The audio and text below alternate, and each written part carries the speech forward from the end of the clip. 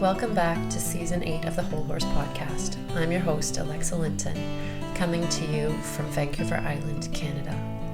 Thank you all for your support and listening over the last 7 years and for your willingness to think outside the box about all things horses. This season, we'll continue to push the edges of our understanding of horses and what keeps them their healthiest and happiest with the help of some very special guests, including some of my most important personal mentors. So happy to have you back and along for the ride. Let's get started. Hi, everyone, and welcome back. We're here for Season 8 of the Whole Horse Podcast, and I'm so excited about the amazing professionals, friends, colleagues that I'm getting to chat with this season. This is really a culmination of reaching out to people that I feel really can support us on our journey forward in learning about the whole horse and all the different ways that we can support our horses to be healthy and happy. And today's guest is absolutely no exception. I'm so honored to be chatting with Dr. Tomas Teskey today. Welcome, Thomas. Hey, good morning to you. It's such a pleasure to have you here. Thank you for being here. Yeah, I'm happy to connect with you and appreciate the work that you're doing there. Oh, thank you. So I'm so excited today with Thomas because I checked out your site and your Facebook page and your posts and really kind of dove deeper into your work. And there were a few things that caught my eye, of course. And one of them was of your work with hoof care and looking deeper into the hoof capsule, deeper into trimming. Another was, of course, you've done a few posts on mini horses and ponies and health there. And with being a new mini owner, I've noticed these differences in both some things that can happen for them health-wise and how we might work with those things. So I really want to get into that today. And I also know that you have a passion for horse keeping. So that's another piece. As well, I'm always curious about bridging the gap between, say, something like veterinary medicine and more what we might term natural practice. So I'm really curious to know for you what that bridge looks like. Like what does a typical day look like in your practice and what you're doing? Well, it has been a evolving process, of course, kind of like life is that way.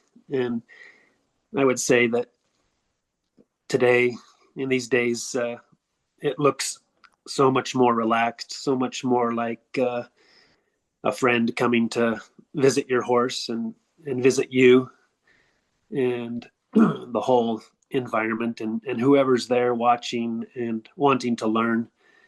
That I don't do emergency calls and clinical work that way anymore. I schedule my visits for preventative health sorts of things. Of course, there are friends and family that could probably talk me into coming to see their colicky horse, but today what it looks like is taking more time and between 45 minutes and an hour per horse to really connect with them, get my hands on every square inch of that horse, every foot cleaned out and examined closely and looking for differences, palpating anything and everything I can get my hands on and moving up their body into their teeth, of course, and their eyes and ears, and learning so much that way by not getting too tunnel visioned into just looking at the feet, because of course I was very interested in feet, especially 20 to 25 years ago, and I got really focused there, and so now I appreciate having a bigger whole horse view, just like the name of your podcast. So it really pays off to take more time, connect in a more feeling way with the people and their horses that I'm working on, And I do mostly hoof care and dental care and body work and consulting on what horses need to be healthy.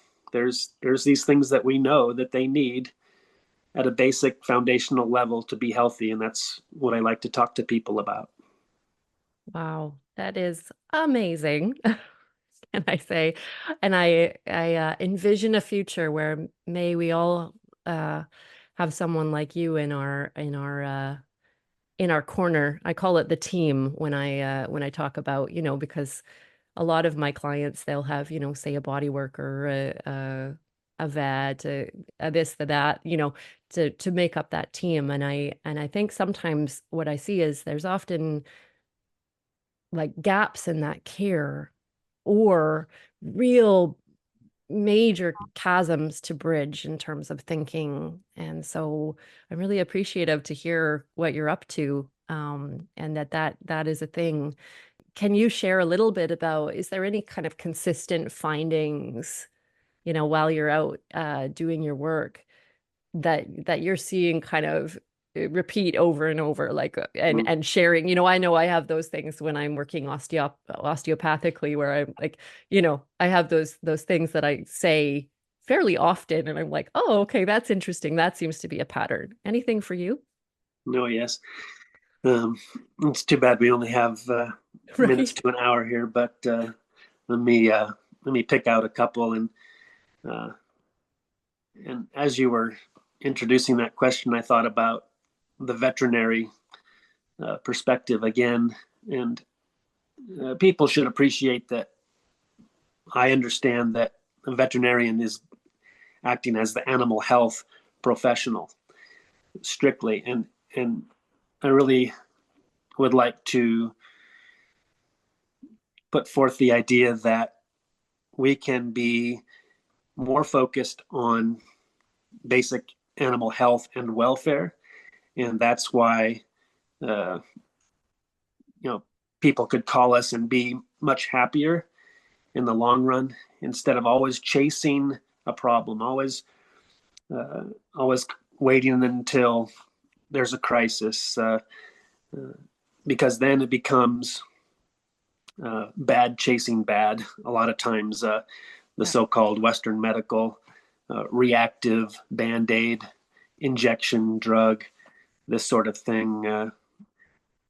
I want to just put that out there first so that people will understand that what they hear from me is coming from a real animal health professional perspective, not an agenda to make it to the show this weekend, not an agenda to race faster or jump higher, Hmm. but to have better welfare, better health, and better connection.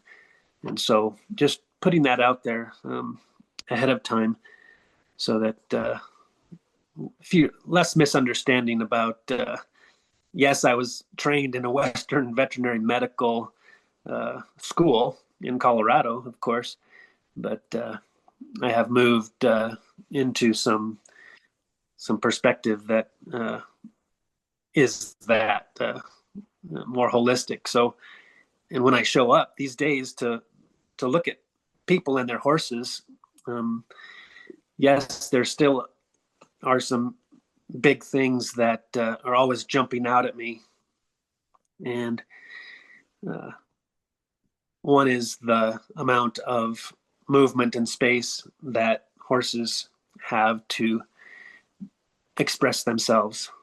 So whether you realize it or not, you know that these animals are capable of traveling 40 to 50 kilometers per hour, right? They're fast, they're agile, they're athletes. They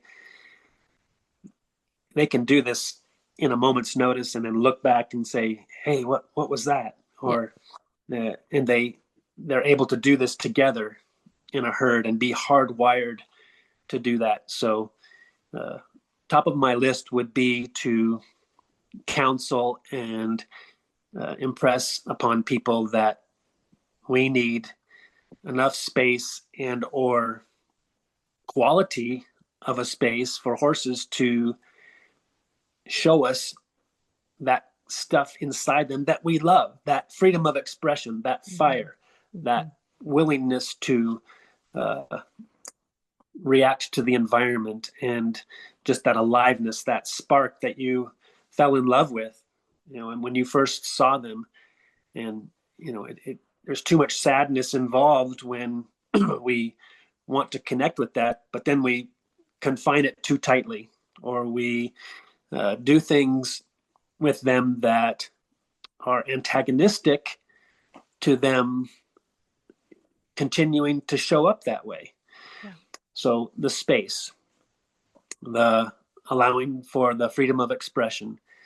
And then there's predictable things in their bodies that show up because of that. And some of the things that I get called for, of course, are lameness. And, my eyes looking at a horse and their feet and the way they hold their body is speaks very loudly. And, I can start to show people and help them, put your hands here, or let's measure this, and actually get the ruler out and measure this foot or this heel, or let's measure the angle of these teeth, or let's measure the height of this pelvis versus this Mhm. withers, or this head height. Really trying to go far and beyond to do the eye training. Yep. Or let's stand this horse next to this horse and take our eye back and forth, back and forth, back and forth. What do you see? What do you know about these horses and what they're dealing with?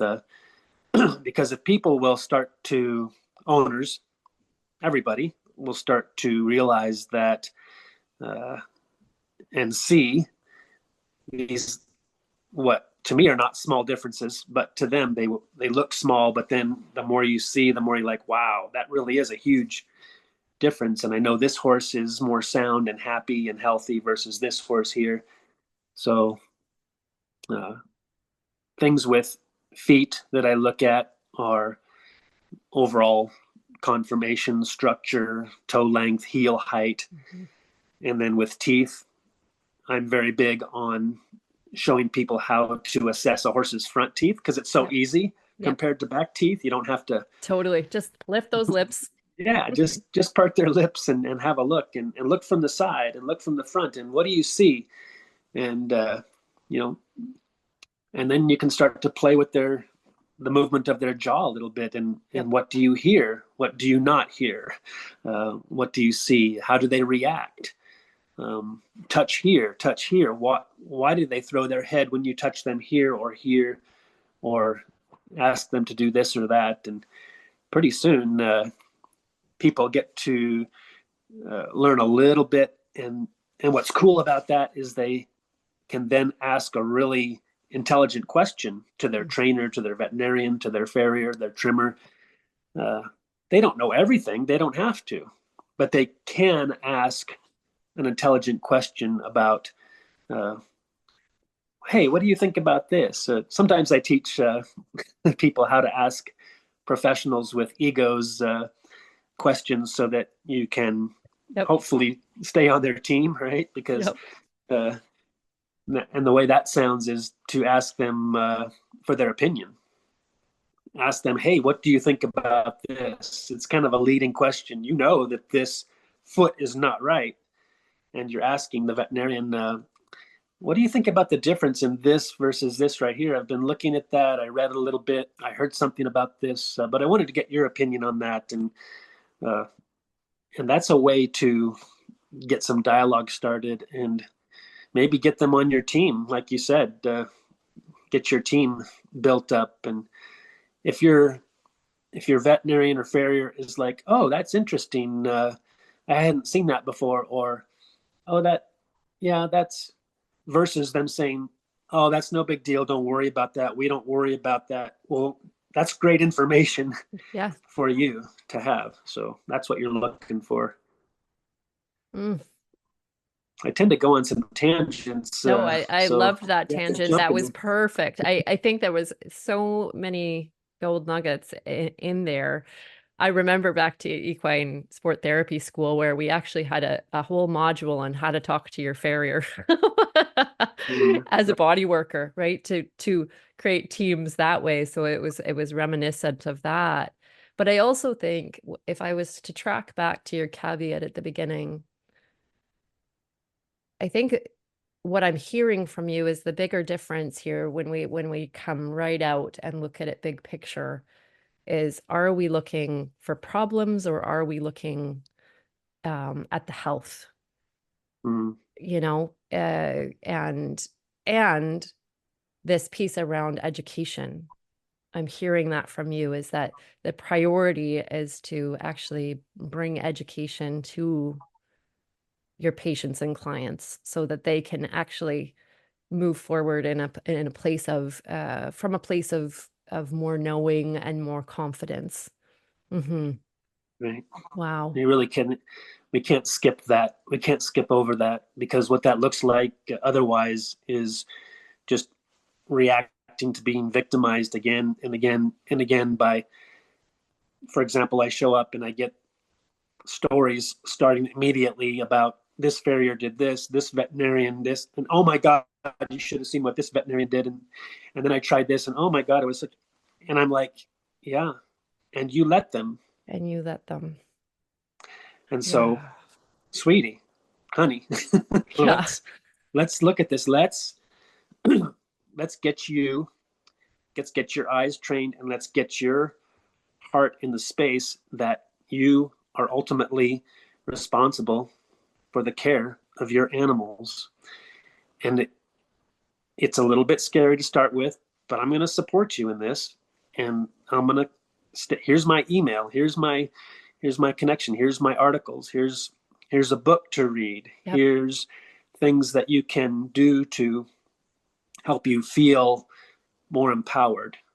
Not like you're on a power trip. That's different. You Yeah. feel empowered to take that responsibility because your horses are counting on you. Yeah. There's You are their nobody advocate. else. Yeah. Yeah, you have to advocate for them. So, and if you look at the healthiest horses out there, they're the ones that don't fall into a situation of desperate need for the human. Okay, and a lot of people want to feel good or bad about that. They want to feel like they are doing something helpful, that their horses need them. But let's shift that a little bit. Let's look at how your horses are counting on you to provide what they need to stay healthy. That's where you can feel like, yes, I am on their side. I am providing what they need. And now look at the rewards. Yep. Look at the level of performance. Look at my level of connection with them because I took that responsibility from that foundational perspective, not react all the time, but let's get in on some ground floor type perspectives here so that they can be what we love about them. And they've only known us for a few thousand years. They Hmm. What you see in front of you has been that overall shape and that overall attitude and fire and expression for millions of years. And so, uh, yes, I realize we have some of our agendas, but I'll promise you that if you pay attention to some of these things on my list for health, everything you would want to do, you'll be able to do it in a more connecting, more healthy, more fantastic way. So, Yeah. Yeah. I'm just like over here grinning. Because it's a fundamental shift, yes. And I think it's something that for so many of us, yes, that is exactly what we fell in love with. That vibrancy, that, like you say, fire, the horse running. When I tell people, picture a horse in your mind, like what's the first image that they see? They see a horse galloping across a green field or whatever it is, and free in their body and easeful in themselves. Mm-hmm. And yet, I live here on the West Coast, um, and I live amongst 80 to 90% of the horses in small paddocks on their own, uh, on sterile ground, never moving in that way. And it breaks my heart, honestly, to see it. Mm-hmm. Um, and yeah, it's what's made me so passionate about, you know, shifting horse keeping, because I'm like, oh my gosh, I can't watch this anymore because it's contributing to so many other issues when that's not addressed. Mm-hmm. Yeah. Yeah, Ooh. you help me realize once again that what we are doing right now is trying to promote what will become defined as professional competence and competent care and appropriate horsemanship. Mhm. These are loaded terms for a lot of people right now, but when you get the education rolling and you can show the differences and you can show the results of paying attention to diet, movement, herd life, dentistry, hoof care, proper nutrition, you know, all these things that are on the list, then it's not a leap at all to be going down the road or going through the stable and saying, that's not right. Mhm. That's not healthy. That's inappropriate. That is antagonistic to what we know is necessary for even basic, minimal enjoyment of health for those horses in that situation. And it affects people too. Yeah. It affects you. It's not only about the horse. That how well the horses are doing affects the people who are charged with their care. You see this a lot. Yep. And look at the young people with broken hearts and such, and children, time after time, that I can remember and still get to see, like, why is my horse Yeah. sick? Why is my horse lame? And it's not their Yeah. fault. It's their, the adults in the room can be can be called onto the carpet a little bit, and I try to do this in as loving a way as possible to say, hey, let's look at this. Yeah. And sometimes they're like, oh my God, I didn't know. And it's like, of course you didn't know. You didn't get up in the morning wanting to mess this up. Yep. But now look at what we're learning. This is cool. Let's get excited about what a really healthy hoof looks like and what healthy teeth and how they function and how Mhm. that gut works. Isn't that amazing? Isn't that cool?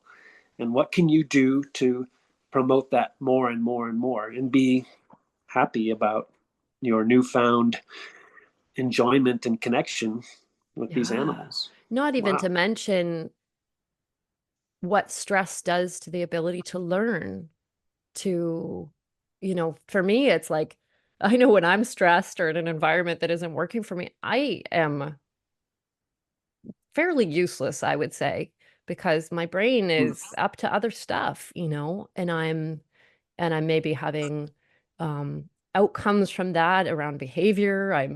There's all these other pieces, right? So the little girl that's saying, "Oh, my horse keeps bucking me off," or they keep biting me, or there's, these other behavioral pieces that often get read as something else, mm-hmm. something wrong with the horse, right? Right. When in Horses can turn, get. we look back and we're like, hey, but Mm. yeah, And sadly, these horses will get a reputation yep, sometimes for being a certain way.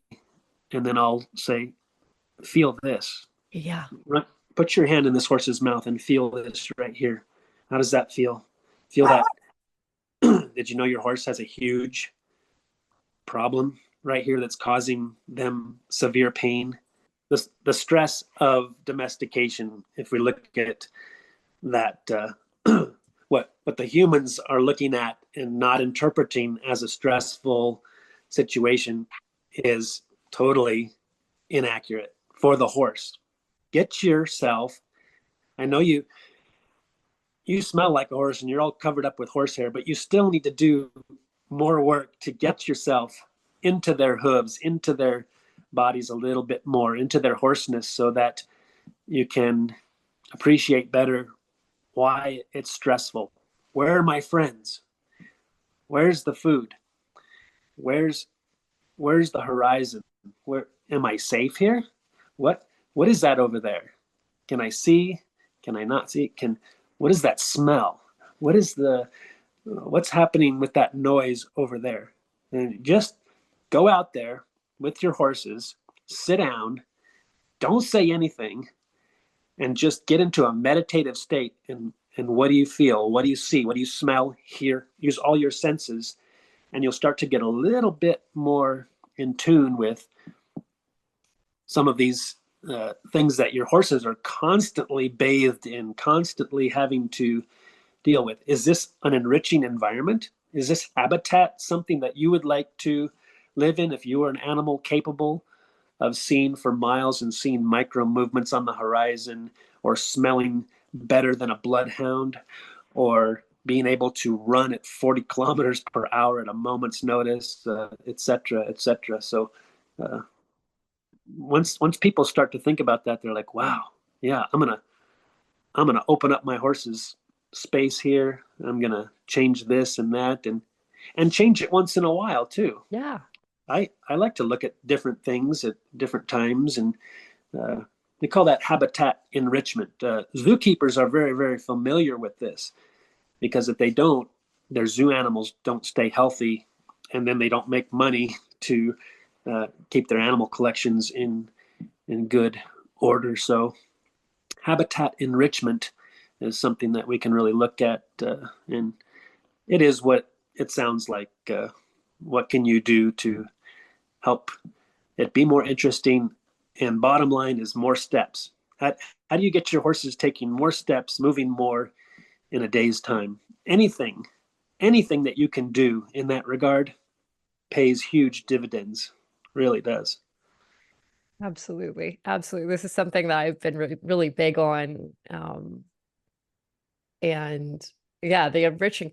Here's the cool thing about the enriching of an environment too, Thomas, that I've noticed for myself. So I have an impermanent track system set up for my three mares, and I'm a really creative person as well. So it's like every day we're sort of working together, and I'll move the fence line, and I'll change something up, or I'll add a hay bag here, or I'll do, like, and it's fun for me too to kind of like, it's like we're all kind of working together on what would be interesting today, because there's times on the West Coast where things are so muddy that you Mm. have to restrict the space, or else you're just a mud pile.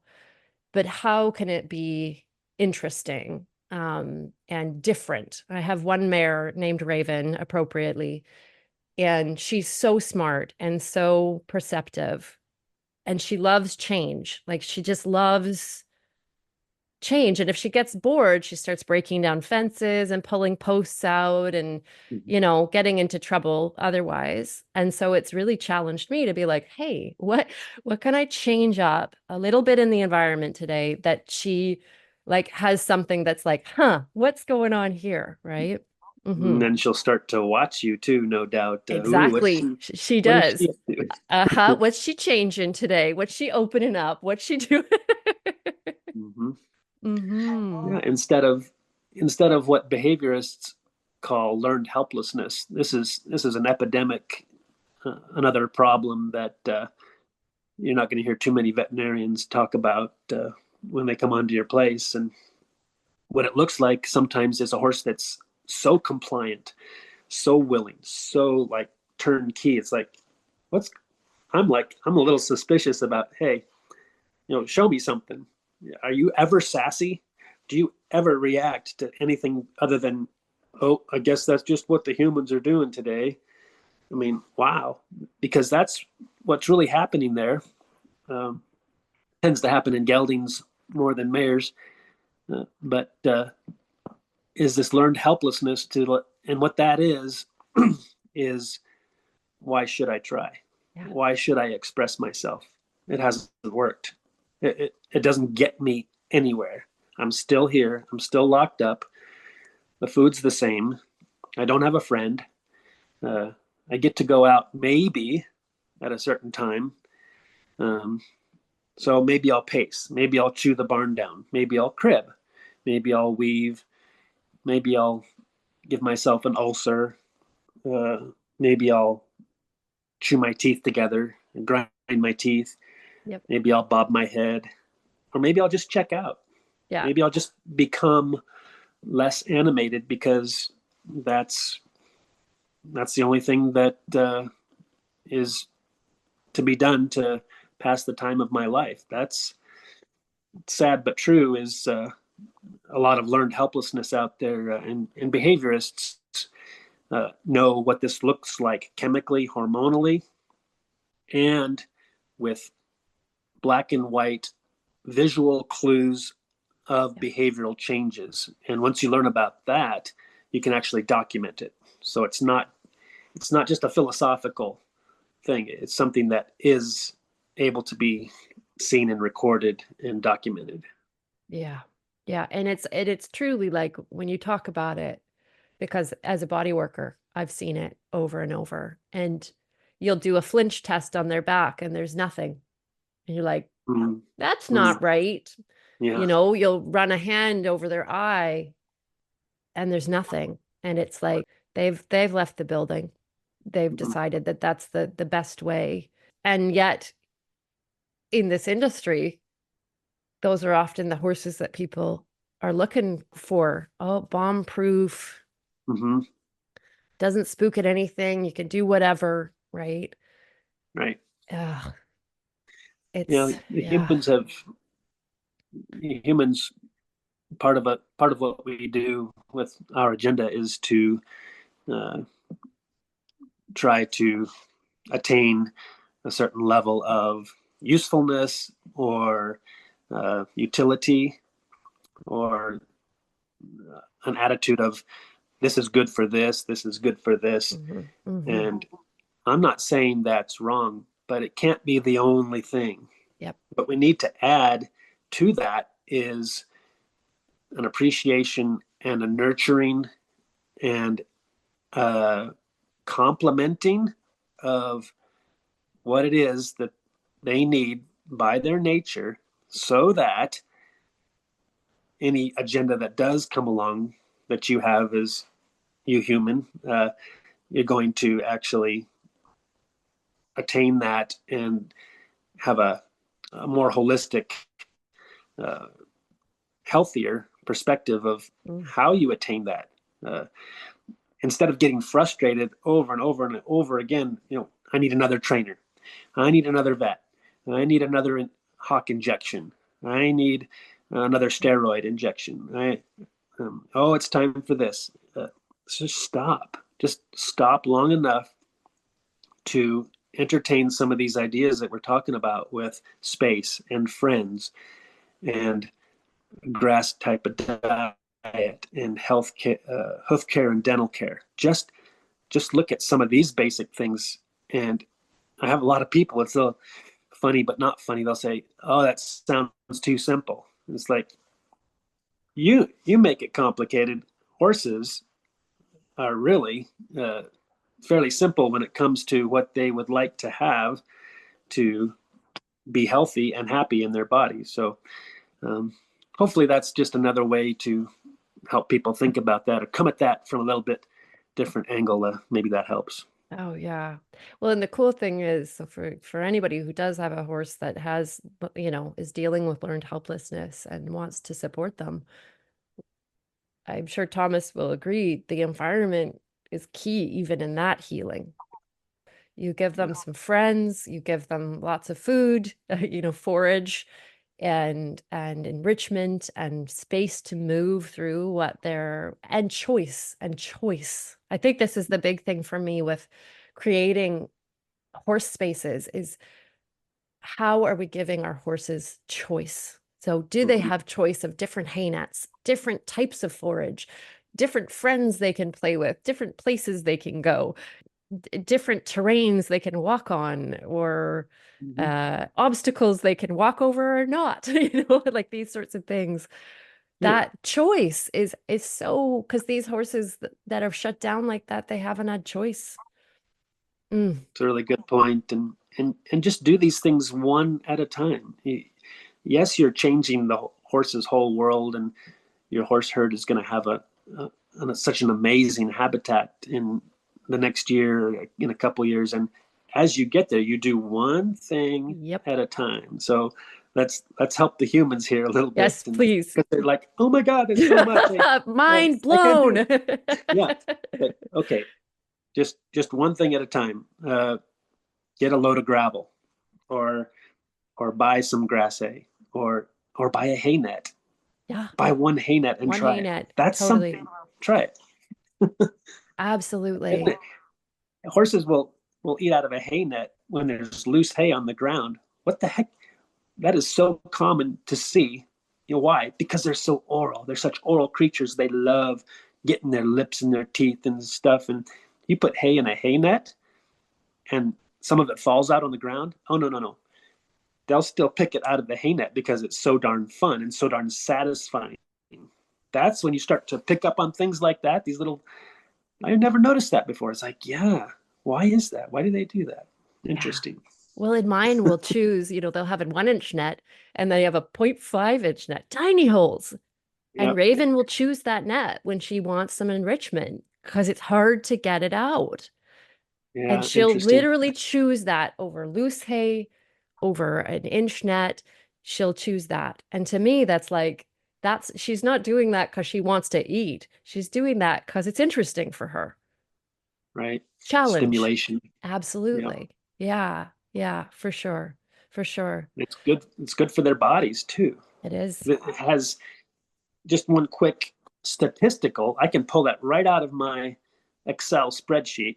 You look at the percentage of horses that need more or less work on their incisors, their front teeth, Uh-huh. when I'm doing their dental work. If they have hay nets as part of their lifestyle, I'm doing half or less the amount of work on their incisors. That's that saves money. That Amazing. more than pays for your hay nets, I guarantee you. Because to work on horses' front teeth, they don't like it. A lot of times you have to give them Oh, a it little drug. sucks. Yeah. A Yeah. lot of times you have to like really take extra time, and time and drugs, and now you're dealing with a problem instead of maintaining. Yeah. Well, because their Healthy. occlusion's off and they're not chewing well. I Uh-huh. mean, we have an epidemic amount of overjet and Yep. steep incisor table angle, we call it. The length may or may not, usually it's a little bit long, but what really changes is this overbearing uh, upper incisor coming over at a high angle. And I just, every day I work on horses' teeth, I see this. So it's a product of domestication, standing around, not grazing, not Hmm. using your teeth. If you just have to pick up the hay with your lips, and your front teeth do nothing, Yeah. nothing. So no wonder they get deformed. No wonder they get totally out of balance. And now you're not chewing as well. Oh, now you're not digesting as well. Oh, now your belly doesn't feel as good. Oh, now your back doesn't feel as good because of all those attachments. Mhm. Osteopathic, hello. I mean, Yeah, the visceral attachments, the impact on the lumbar, spine, and sacrum. Holy crud. Yeah. Yeah. yeah. Mm-hmm. Wow. So there, Yeah. there you go. So we talk about these things that at first you think, what does that have to do with the health of the parts and pieces of the horse? But uh, I go on those tangents so that you can go from realizing that, oh, I use a hay net or I don't. And then we end up with a sore back within 4 or 5 sentences. It's absolutely in line with what we see. So do those what seems like little things for big results. Absolutely. even if we're thinking about something like movement.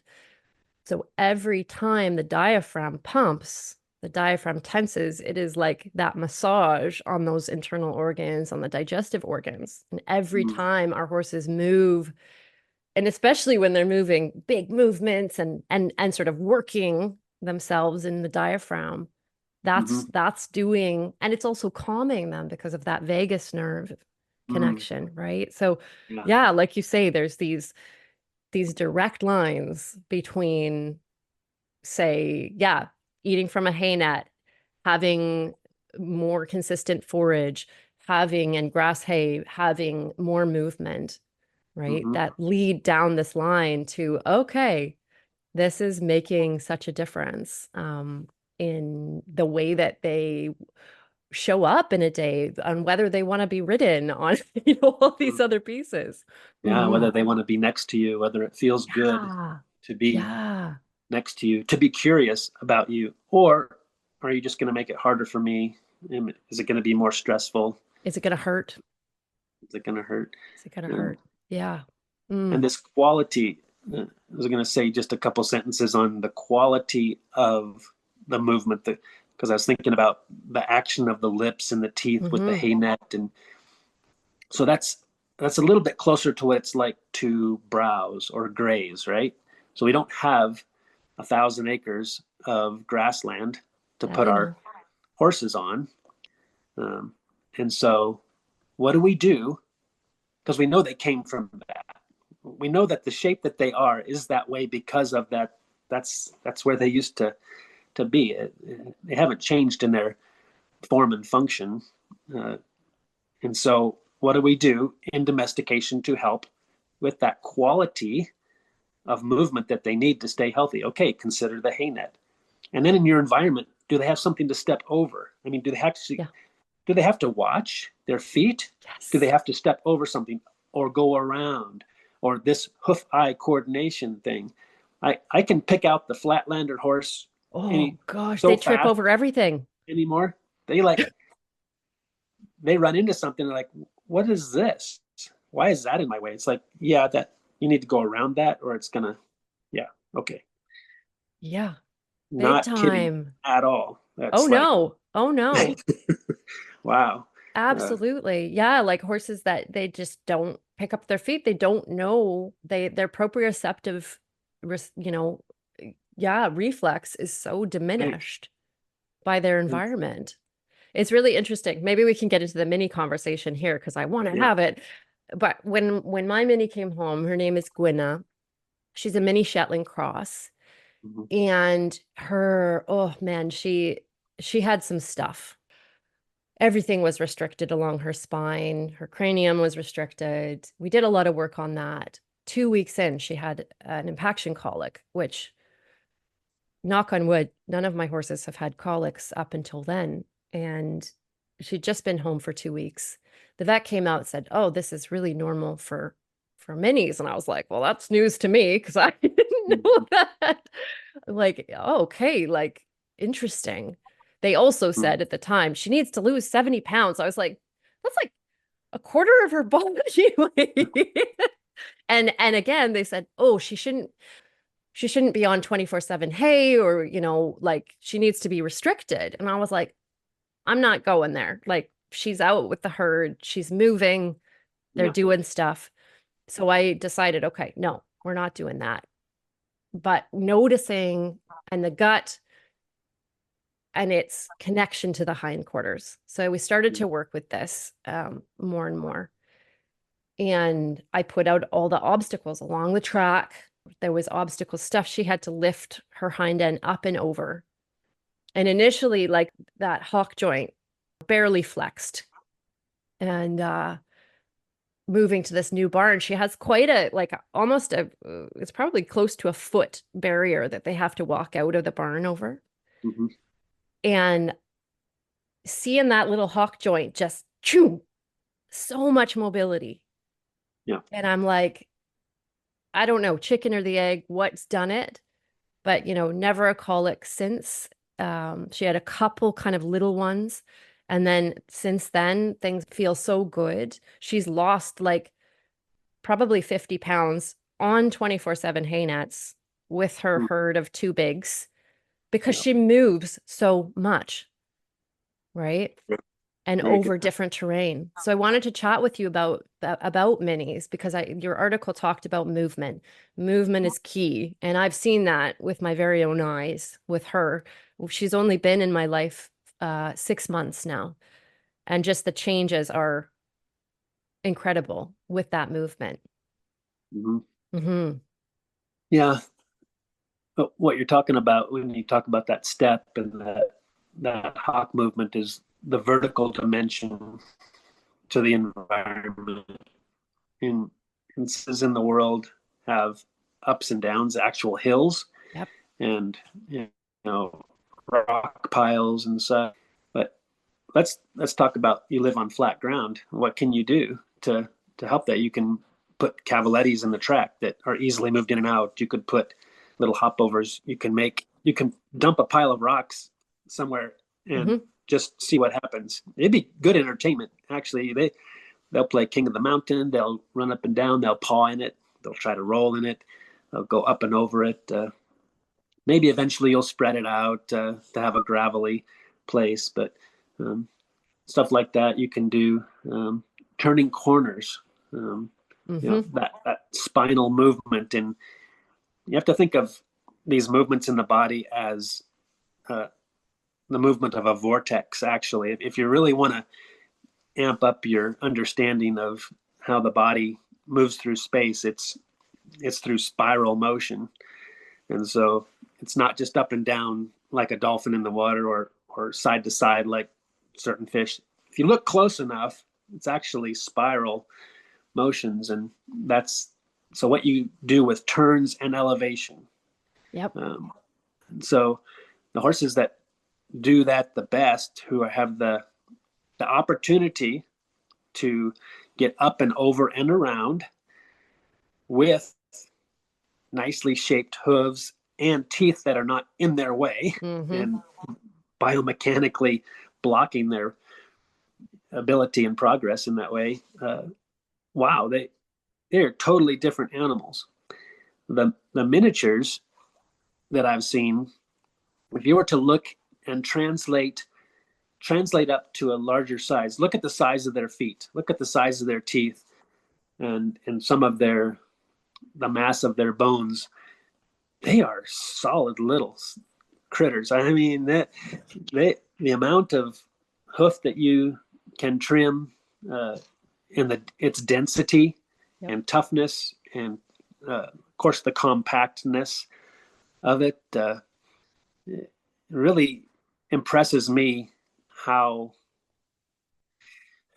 how truly capable they are. I mean, they're they're amazing little creatures, going distances, keeping up with the big boys and girls, being able to handle really even tougher terrain.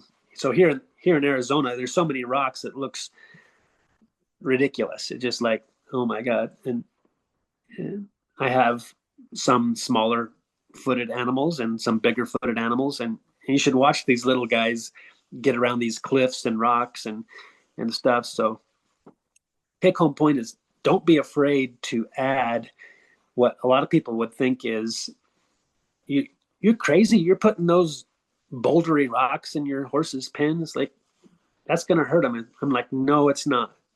They're gonna they're gonna enjoy it. They're gonna play on it. Obviously you put things with surrounded with enough space that nobody gets crashed around or whatever. But what else about minis?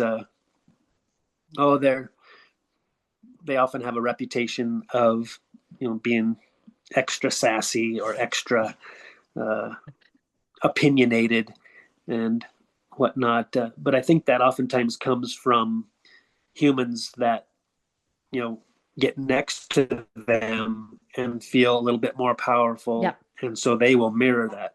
They're Yep. going to mirror that, and that goes for energy and behavior too. So Hmm. Hmm. if you want to show up next to animals in a certain mentality or attitude or sadness or anger or wherever you're at, then animals that are healthy who can express and meet you there are going to also show you some things. So the smaller equines, I think that's probably why they get a reputation from the human's perspective of being more ornery, so to speak. Does that make sense? Yes, yes, it totally does. And I think what I've seen with Gwenna is how smart she is. She's the fastest learner of my herd by a long shot. And you know, I have to be careful about what I put into the system. She she'll learn it one time and be like, that's great. So I think that's another piece of it is we don't often recognize, maybe we don't often recognize the what our horses are and how capable they are. I watch my girls. My track is muddy. I'm talking 4 or 5 inches of mud in certain spots right now. They'll go down one line, down a hill, and turn over a 90-degree turn in mud at speed. Mm. Like it's amazing. And I'm like, what did you just do? Like they know they learn how to move their bodies and be in their environment, but we have to let them. Like Right. I have a participant in one of my courses from Arizona, actually, funnily enough. And she said, well, we don't get mud here, really, where she lives. And she says, it's so funny when I take my horses out somewhere where there's mud, like they can't stand up, like they're slipping and and I thought, well, you're gonna bring them up to the West Coast and get used to that. And she was asking, do I make some mud in my paddock? And I was like, go for it if it helps them out on their trail, right? Yeah. Hmm. You're, Yeah. you're speaking to the adaptability of these Yeah, creatures. And why? Because they're migratory animals. totally. From where you are up in Canada, it would be nothing for a horse to, over the seasons, you know, walk down to Oregon, down into Nevada, perhaps, and then summertime. I think I'll go back up into BC or around Calgary somewhere. I mean, that's not even exaggerating. We have paleontological evidence that they did that, and Awesome. now they're stuck where they're stuck. So just one more thing to impress upon people uh, what the nature inside might be tickling away at that horse's essence or their imagine the weather changing, imagine the day lengths changing, and Yeah. your horse is like, we gotta go, dude, guys, we gotta go. And they're going around, and maybe there's something going off in their Yeah. head, or in their pituitary or their pineal glands, or something about, hey, it's time for this, it's time for that. Or where's my baby? You think about that. Where's the boys? I got to find a stallion. Or where's my baby? I need to raise a baby. Mares that have issues. Here I go on a tangent. Watch out. Um, because see how far we've gotten. I mean, if you look at a feral horse herd, all the mares are either pregnant or have babies almost their entire life. Yep. So, and there are no geldings. Geldings are not really they're a human contrivance of to try to have a Yeah. more tractable equine. So uh, not every country in the world. There's plenty of countries in the world that have lots of stallions, actually, and Yep. uh, in places in the Middle East, Mexico, other communities. People are just, no, we have more stallions here, and you wouldn't necessarily know it because they're just grounded, well mannered, Yeah. easy to get along with animals. So, uh, Mm. but what were you saying about Yeah, well, I just love adapting? it. I think that perspective, when we really zoom out of like, this is where they came from. This is where horses came from. And how can we mimic that, support that in the best way possible? I think is really the take-home message for me. Mm-hmm. And also to allow that to inform our understanding of their behavior, their needs, and how they might be moving, like you say, through the seasons, through through the changes in weather, through these places, and how we can support them there. Yeah. Right. Yeah. Thank you. Mm-hmm. Yeah, I think if I do my job right, I'll be out of a job. Think about that. But not Yes. really, because there's more. Yeah. There's always more.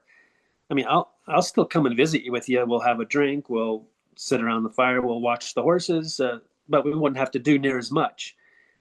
But last year when I first met you, oh my God, their teeth were a wreck. Their feet were all long, and I had to teach you about toe length, and I had to teach you about heel height and hay nets and grass, and put them together. Nobody's stand by themselves anymore. And you're like, you mean together? I'm like, yeah, when Yeah. they can actually be together. It's like, yeah, that's what I mean by that. Like, oh, what if somebody get, I know. So you're always training the human to try to Yep. feel into these possibilities. And then what's really cool and really fun is later on they're like telling me stories about that horse that had that problem or that issue, and like, oh, you should see Trigger. He's taken over now. You wouldn't know he had that problem before. And like, really, that's so cool. Inside, I'm like, Yeah. yeah, I know, Yeah. but I'm I'm still wanting them to do the next thing, because there's still more on the list that they still need to do to get even better and better. But one step at a time. And yeah, my perspective, if you were to do everything I tell you to do, or if you read the book and you do even 80% of what's in the book to help your horses, I'm out of a job. And I'm like, Yeah. cool, so Cool. happy, so Yeah. great. That's the Thank you. goal. That's the goal, right? That's the goal. Yeah, I love it. yeah, I love it. Amazing. Well, I can't believe our hour is up. We have to come back around and do this again. But I can't express how grateful I am to have you here and sharing your perspective and your knowledge today with us, Thomas. Thank you. yeah. You're welcome. If people are interested in specifics, I Yeah. have some of those articles and videos and book. But this is good to talk about the feel of it, and Yeah. and also thanks for the opportunity and the chance to connect around it. And we'll keep our chins up best we can to keep Absolutely. Well, going. one step at a time. One step at a time.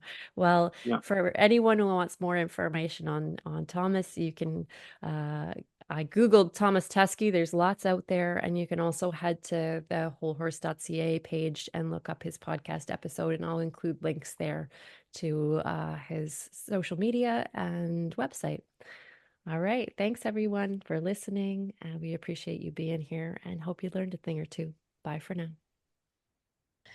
If you've listened to the last few episodes of season 7, you may have heard me sharing about Outside the Box Equine, which is a website I've created dedicated to sharing educational content about horsekeeping and horse care.